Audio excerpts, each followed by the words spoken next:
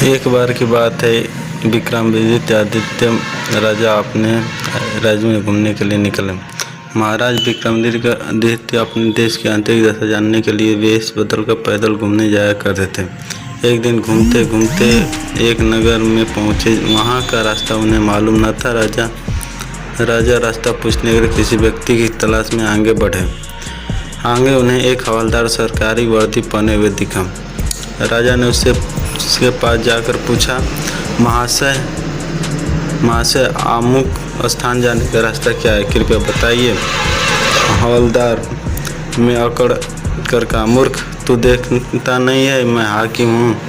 मेरा काम रास्ता बताना नहीं है। चल हट, किसी दूसरे से पूछ।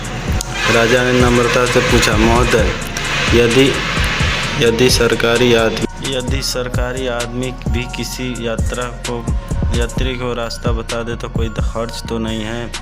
खैर, मैं किसी दूसरे से पूछ लूँगा, पर इतना तो बता दीजिए कि आप किस पद पर काम करते हैं। हवलदार ने भौहें चढ़ाते हुए कहा, अंधा है, मेरी वर्दी को देखकर पहचानता नहीं कि मैं कौन हूँ। राजा ने कहा, शायद आप पुलिस के सिपाही हैं। उसने कहा, नहीं, उससे ऊंचा हूँ। तब क्या नायक है? नहीं, उससे ऊंचा हूँ। अच्छा, तो आप हवलदार हैं? बोला, हाँ हवलदार ने कहा, अब तू जान गया कि मैं कौन हूँ, पर यह तो बता, इतनी पूछताछ करने का तेरा क्या मतलब है और तू कौन है?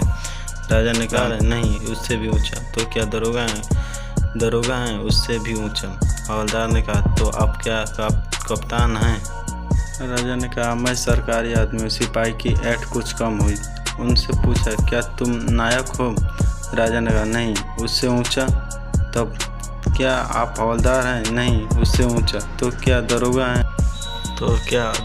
उससे भी ऊंचा। हवलदार ने कहा, तो क्या आप कप्तान हैं? राजा ने कहा, नहीं, उससे भी ऊंचा।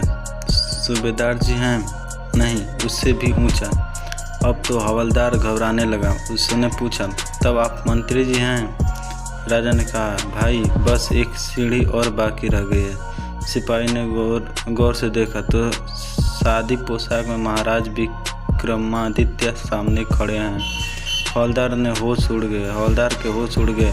वह गिड़गिड़ाते हुए राजा के पांव पर गिर पड़ा और बड़ी दीनता से अपने अपराध की माफ़ी मांगने लगा।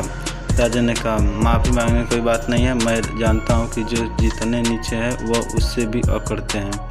जब तुम बड़े बनोगे तो मेरी तरह तुम भी नम्रता का बर्ताव सीखोगे। जो जितना ही ऊंचा है वो उतना ही सहनशील एवं नम्र होता है, और जो जितना ही नीच एवं ओछा है वो उतना ही ऐंठा हो रहता है। इसलिए कहा गया है, दुष्ट व्यक्ति के पास विद्या हो तो वह विवाद करता है, धन हो तो घमंड करता है, और यदि शक्ति हो तो दूसरों को परेशान करता है। वही साधु प्रकृति का व्यक्ति विद्या ज्ञान देने में, धन दान देने में और शक्ति दूसरों की रक्षा करने में खर्च करता है। इसलिए मेरा यहाँ से कहानी समाप्त होता है। आपको जैसा भी लगे मेरा इस कहानी पे राय देना, कमेंट करना, शेयर करना, लाइक करना, सब्सक्राइब करना भाई। धन्यवाद।